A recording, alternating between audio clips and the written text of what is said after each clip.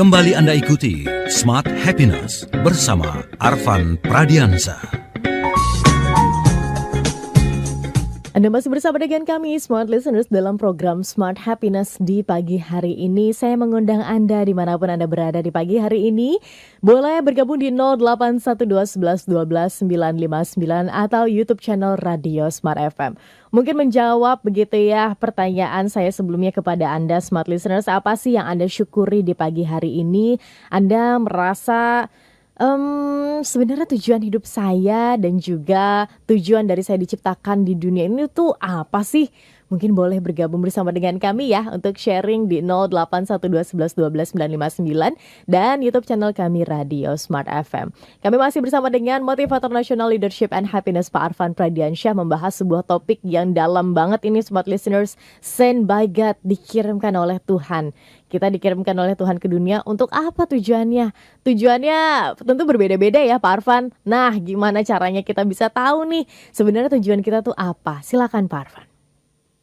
Ya, terima kasih banyak Tasya ya. Jadi secara umum tadi kan sudah ya, tujuannya yang menjadi khalifah ya.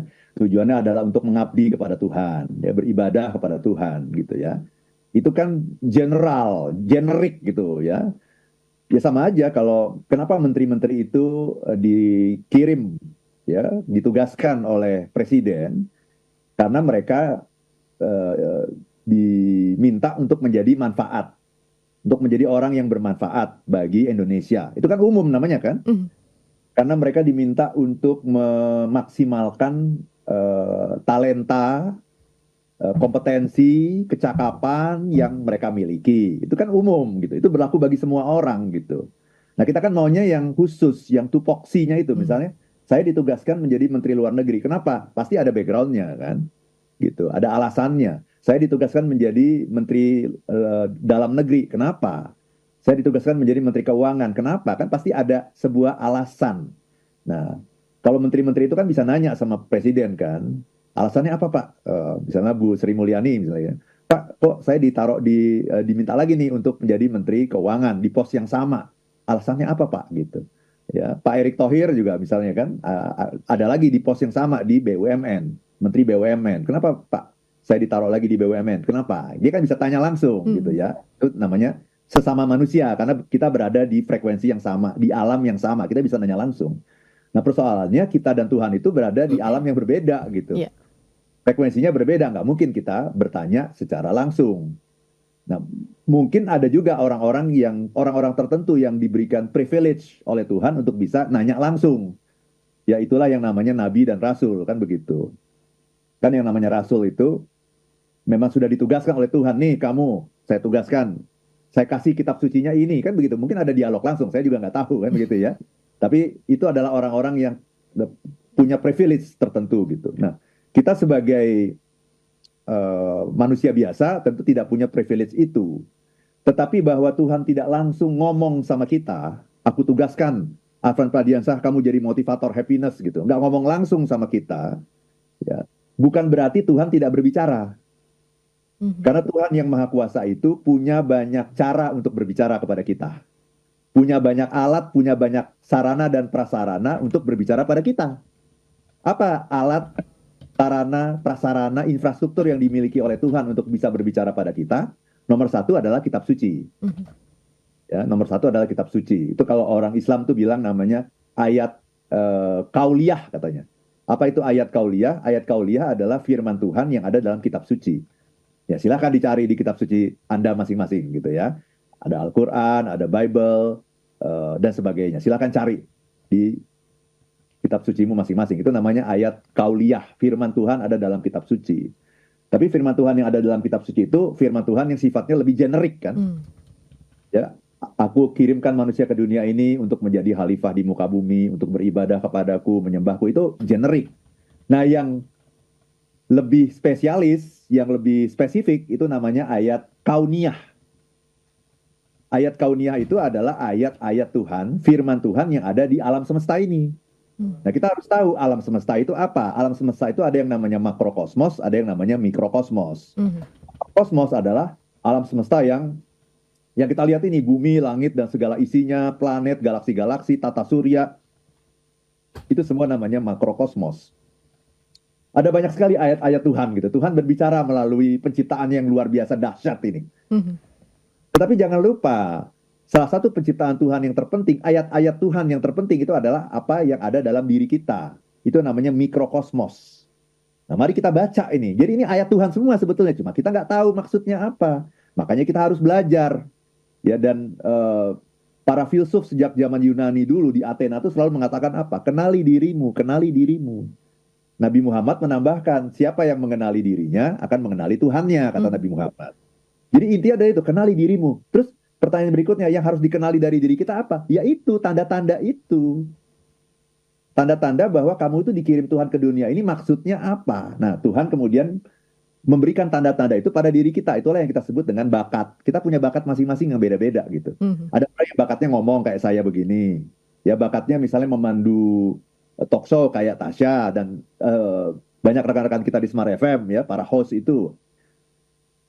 Ada orang yang punya kemampuan matematika yang sangat bagus misalnya. Dia bisa membuat misalnya program komputer yang sangat canggih misalnya. Macam-macam. Kita harus baca tuh talenta kita apa. Apa itu yang namanya talent, bakat. Bakat adalah sesuatu yang bagi orang lain susah, bagi kita gampang aja gitu. Gak perlu belajar, gak perlu latihan, tapi kalau kita secara nature, secara alamiah aja kita udah bisa melakukan itu. Nah, kita baca apa tanda-tanda, apa bakat yang diberikan Tuhan kepada saya. Itu namanya passion. Ada lagi yang namanya, itu namanya talent, ya bakat. Ada lagi yang namanya passion. Passion itu adalah sesuatu yang kalau kita melakukan itu, kita sampai lupa waktu. Itu namanya passion. Sampai tahu-tahu udah sore ya, tahu-tahu udah sesi 3 nih ya gitu, tahu-tahu gitu ya. Tahu-tahu udah mau habis lagi nih talk show kita. Kenapa? Karena kita melakukan sesuatu yang kita senangi, yang kita sukai. Akhirnya apa? Kita lupa waktu. Jadi talent itu adalah ayat Tuhan itu. Ya, passion juga adalah ayat Tuhan. Ya, kemudian juga apa yang menjadi mimpi kita? Mimpi itu adalah sesuatu wahyu sebetulnya dari Tuhan. Kita tidak mungkin memimpikan sesuatu yang kita tidak punya keahlian dari sesuatu itu gitu. Jadi saya tidak pernah misalnya bermimpi jadi pemain sepak bola. Itu menunjukkan apa? Bahwa saya memang tidak bakat jadi pemain sepak bola. Saya nggak pernah bermimpi misalnya jadi pemain film atau menjadi penari, ya, pemain sinetron. Nggak pernah. Kenapa? Karena itu menunjukkan bahwa saya tidak pernah dikirimkan Tuhan ke dunia ini untuk menjadi orang-orang seperti itu gitu. Tapi saya pernah mimpi jadi motivator. Saya pernah mimpi jadi penulis buku gitu. Nah, itu menunjukkan sesungguhnya adalah tanda dari Tuhan bahwa Van, itu bidangmu. Kamu memang aku kirim ke dunia ini untuk menjadi penulis buku, untuk menjadi motivator. Dan kamu sudah aku lengkapi dengan kemampuan-kemampuan secara talenta maupun secara passion untuk menjadi motivator gitu. Nah, kira-kira begitu Tasya. Jadi itulah cara Tuhan berkomunikasi dengan kita. Walaupun tidak secara langsung, kitalah yang diminta untuk mengenali diri kita melalui talenta, passion, dan juga mimpi-mimpi yang sering ada dalam kepala kita gitu. Oke, baik. Berarti ketika kita mungkin sudah menyadari atau orang tua begitu ya Pak Arfan yang melihat bagaimana adanya bakat, adanya talenta yang dimiliki seorang anak tapi tidak dimaksimalkan atau tidak dijalankan, ya sama saja itu mengindahkan atau tidak melirik bagaimana message atau pesan dari Tuhan sebenarnya purpose atau tujuan dia hidup di dunia itu ya seperti itu begitu. Apakah demikian Pak Arfan? Iya. Jadi kadang-kadang itu lewat begitu aja gitu. Iya. Apa yang kita sukai, apa yang menjadi tugas kita itu seringkali tandanya ya Tasya ya. Kan Tasya masih punya anak. Baru 2 tahun ya anak ya. Iya. Nah, harus ditemukan sesegera mungkin gitu. Karena biasanya tanda-tanda itu muncul ketika kita masih kecil. Ketika kita masih kecil, kita seringkali melakukan sesuatu yang kita sukai, yang membuat kita lupa waktu, ya, yang membuat kita jadi begitu bergairah, dan itu sesungguhnya adalah sebuah ciri, sebuah tanda bahwa kita tuh bagus di bidang itu. Nah, kita harus menemukan itu sesungguhnya gitu. Apa hal yang kamu sukai ketika kamu masih kecil, yang kamu sering melakukan itu, nggak disuruh, tapi kamu melakukan dengan senang hati. Nah, itu adalah tandanya sesungguhnya gitu. Nah, tugas orang tua adalah mengenali itu sesegera mungkin dan kemudian mengkapitalisasi bakat, energi, passion, mimpi-mimpi itu menjadi sebuah hal yang konkret, yang nyata gitu. Karena itu sesungguhnya track kita ada di situ gitu. Tapi seringkali banyak orang yang karena tidak memahami ini, jadi tidak membaca dan menganggap itu hanya sebuah hobi saja gitu dari anak kita gitu. Tugas kita adalah mengenali sesegera mungkin. Baik. Pertanyaan selanjutnya Pak Arfan, apakah dikatakan kita sukses menjalankan misi dari Tuhan itu ketika kita bisa sukses di dalam apa yang kita jalani Pak Arfan. Tapi kan begini, di dalam kehidupan kan nggak hitam putih begitu kan. Kadang kan kita adanya di zona abu-abu.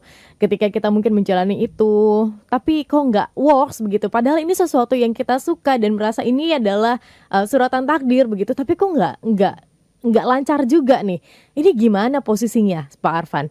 Mungkin dijawab di sesi selanjutnya begitu ya. Di sesi yang terakhir Smart Listeners, sekali lagi kami undang Anda di 0812 11 12 959 untuk bergabung bersama dengan kami, masih membahas sebuah topik Sent by God. Ditakdirkan oleh Tuhan, dikirimkan oleh Tuhan. Itu sebenarnya seperti apa sih jika kita melihat lagi begitu ya ke dalam diri kita secara personal. Kita tapi harus jeda dulu untuk satu commercial break berikutnya dan kami akan kembali untuk Anda. Kembali Anda ikuti Smart Happiness bersama Arfan Pradiansa. Masih bersama dengan kami Smart Listeners dalam Smart Happiness di pagi hari ini masih membahas seputar topik Sent by God, dikirimkan oleh Tuhan. Masih bersama dengan Motivator National Leadership and Happiness Pak Arfan Pradiansyah. Memulai sesi terakhir ini Pak Arfan, mungkin ada informasi workshop terdekat yang dilakukan oleh Pak Arfan begitu yang bisa diikuti oleh Smart Listeners. Silahkan Pak Arfan.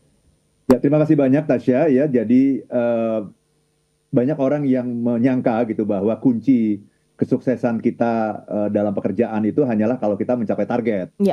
Sebetulnya di balik itu ada sesuatu yang sangat penting, itu namanya happiness gitu ya.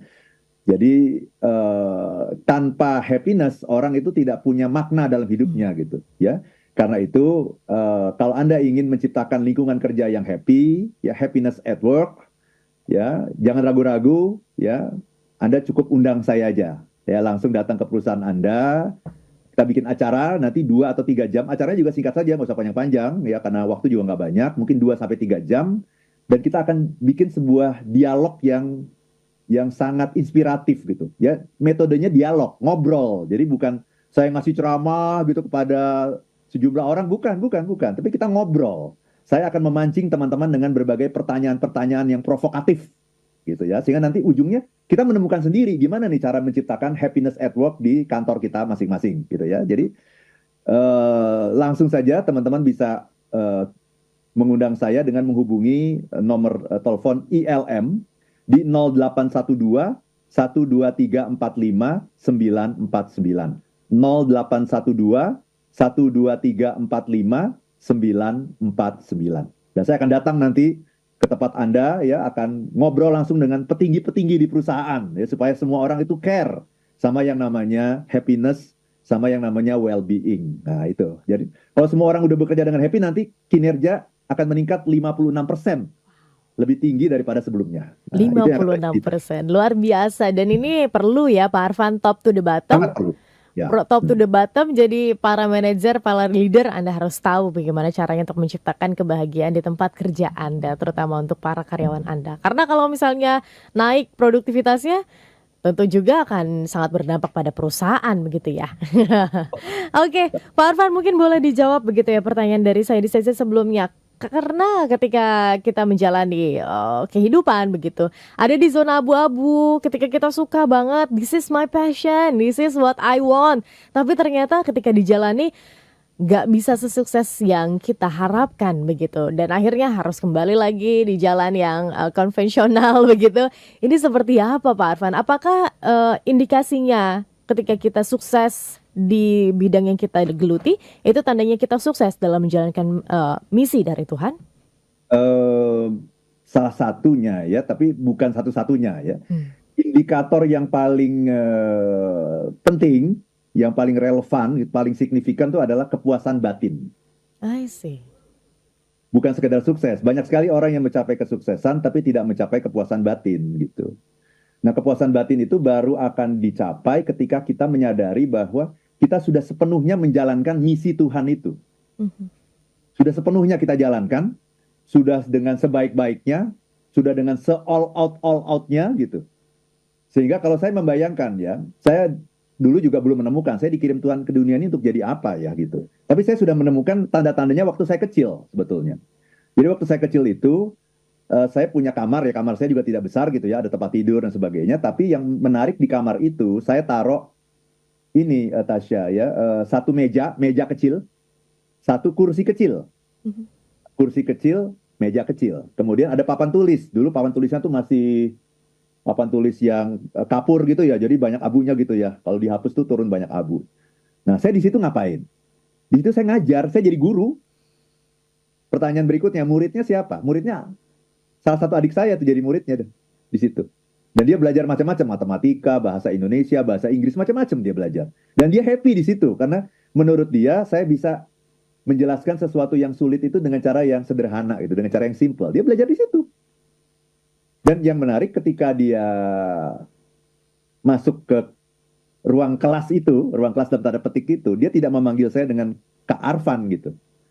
Tapi manggil saya tuh Pak Guru. Dan saya melakukan itu dengan senang hati gitu, dengan sangat menjiwai gitu. Saya menjiwai banget itu menjadi guru gitu. Hmm. Nah, cerita itu saya udah lupa cukup lama gitu. Sampai suatu ketika saya sedang mempelajari yang mengenai yang namanya ayat-ayat Tuhan ini, ya mengenai bakat, passion, mimpi, ya, dan sebagainya itu. Kemudian saya ingat, iya ya, waktu saya kecil tuh salah satu pekerjaan yang paling saya sukai, saya lakukan dengan senang hati itu adalah ngajar gitu.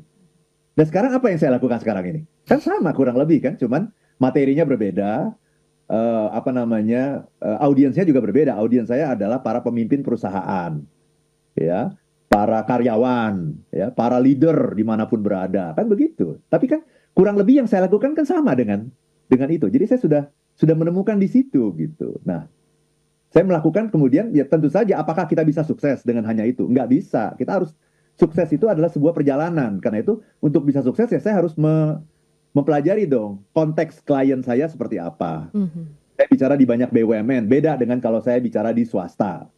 Beda kalau saya bicara di kementerian, kan beda-beda semua. Beda kalau saya bicara di Bank Indonesia, di OJK, kan beda-beda semua. Saya harus benar-benar memahami untuk bisa sukses ya. Saya benar-benar harus memahami ini konteksnya apa. Tantangan yang mereka hadapi masing-masing di bidang pekerjaan yang berbeda-beda itu apa. Karena kalau saya tidak mempelajari itu, tidak memahami itu, saya juga nggak bisa sukses. Mhm. Jadi sukses itu adalah gabungan dari banyak komponen yang harus saya penuhi gitu. Tetapi yang paling indah itu adalah ketika saya menemukan yang namanya kepuasan batin. Apa itu kepuasan batin? Ketika saya menyadari bahwa benar ya, memang saya dikirim Tuhan ke dunia ini memang untuk jadi motivator. Dan Tuhan sudah sangat baik kepada saya, memberikan tanda-tandanya sejak sangat Kecil. awal dalam kehidupan saya gitu. Nah, Yes. semua orang begitu gitu. Mhm. Termasuk anak saya ini, anak saya yang ketiga ini namanya Raihan gitu. Gurunya bilang ini anak jenius ini, dia bilang gitu ya. Mhm. Dia sudah diberikan tanda-tanda oleh Tuhan akan bagus sekali untuk menjadi ilustrator. Ilustrator yang bikin komik, ya, yang bikin animasi, yang bikin desain grafis, sangat bagus sekali. Dan itu sudah dia tunjukkan dari waktu dia masih berada di taman kanak-kanak sebetulnya. Nah, kita kadang-kadang melihatnya terlambat gitu. Mhm. Baru melihatnya setelah dia SMP atau SMA, padahal itu udah sangat awal. Atau jangan-jangan sampai SMP SMA pun kita nggak ngelihat gitu. Mhm. Sehingga kita masih berharap dia misalnya menjadi anak yang sukses di bidang akademis, di bidang matematika atau fisika, itu kan udah salah Mhm. salah jalan gitu. Jadi yang paling penting indikatornya apa? Kepuasan batin ketika kita menemukan passion kita, talenta kita dalam pekerjaan yang sedang kita lakukan itu. Sehingga bekerja itu tidak ada bedanya dengan bermain gitu. Mhm. Kita akan melakukan dengan senang hati, kita akan all out mencari cara supaya kita bisa sukses, apapun caranya gitu. Ya. Dan ujungnya dari semuanya tahu nggak Tasya? Ujungnya adalah ketika nanti tugas kita di dunia ini habis, selesai. Kan kontrak kita kan akan berakhir di dunia ini suatu ketika kan. Ya. Dan saya membayangkan kalau saya melakukan ini terus-menerus, menjadi motivator, penulis buku, mencerahkan banyak orang, maka ketika hidup di dunia ini selesai bagi saya, kontraknya selesai, saya dipanggil oleh Tuhan. Saya membayangkan nanti ada sebuah percakapan yang sangat indah gitu antara saya dan Tuhan. Di mana Tuhan memanggil saya, kemudian menepuk bahu saya. Dan mengatakan, Van, good job, mission accomplished. Dan itulah yang saya tafsirkan, yang saya maknai dengan husnul khotimah. Apa itu husnul khotimah? Ketika kita betul-betul menjalankan kewajiban kita sebagai makhluk, sebagai kaki tangan Tuhan, menjalankan misinya Tuhan, bukan misinya kita. Tujuan Tuhan, bukan tujuan kita. Mhm. Tuh. Dan Baik. kita bisa mengatakan bahwa ujung dari semuanya adalah life is not about me. Life is not about me. Hidup itu bukan tentang saya. Life is about God. Hidup itu adalah tentang Tuhan. Dia yang atur semua. Dia yang kirim kita ke dunia ini untuk sebuah misi yang sudah Dia rumuskan dengan sangat hati-hati sebelumnya. Baik, dan tujuan kita untuk bisa mencari tahu sebenarnya misi apa itu dan menjalankan misi yang diberikan Tuhan dengan sepenuh hati, sepenuh jiwa hingga akhirnya kita bisa selesai di kontrak kita di dunia dan mission accomplished begitu kan, sesuai dengan apa yang Tuhan harapkan. Oke, Pak Arfan, 1 menit terakhir untuk menutup perbincangan di kesempatan pagi hari ini, silakan. Iya, jadi yang harus kita tanyakan pada diri kita ini digunakan Tuhan atau menggunakan Tuhan? Itu yang harus dijawab. Karena masih banyak orang yang menggunakan Tuhan. Ketika dia mengatakan hidup ini adalah hidupku, aku punya misi untuk hidup ini. Kemudian saya minta tolong pada Tuhan, ya Tuhan jadikanlah aku seperti yang aku inginkan. Itu namanya apa? Menggunakan Tuhan. Ya Tuhan jadikanlah aku seperti yang aku inginkan. No. Mindsetnya harus kita ubah. Gitu. Jadi justru kita harus menjadi seseorang yang diinginkan oleh Tuhan. Tuhan tuh pingin kita jadi apa gitu. Purpose yang sudah ditetapkan Tuhan untuk setiap orang itu kan beda-beda. Saya itu jadi apa gitu. Misalnya, apakah saya harus jadi politisi misalnya? Karena saya ingin jadi menteri, kemudian saya jadi politisi dulu gitu, masuk partai. Bukan itu, Van. Tujuanmu di dunia ini bukan itu.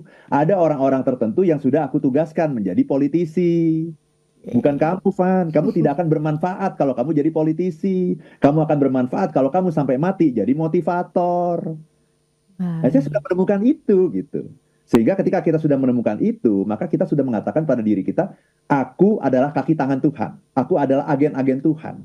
Sehingga kalau ada orang yang memberikan pujian kepada saya, Pak Arfan bagus sekali nih materinya. Tahu nggak yang saya bilang apa? Pertama saya bilang terima kasih. Alhamdulillah.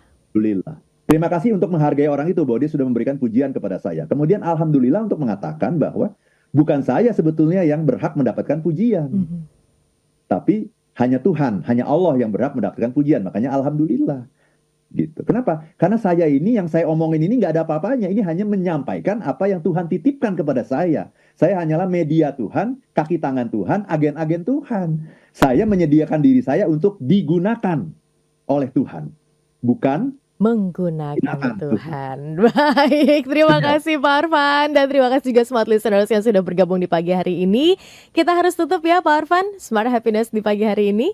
Dan kita akan tentu saja berjumpa lagi di minggu depan, di hari Jumat minggu depan. Smart listeners, Anda pastikan bergabung bersama dengan kami untuk mendapatkan inspirasinya. Dan kami harus tutup, saya Tasya Rustama. Dan saya Arfan Pradiansyah. If you wanna be happy, be happy now. Demikian Smart Happiness bersama Arfan Pradiansyah, penulis buku bestseller Life is Beautiful dan The 7 Laws of Happiness.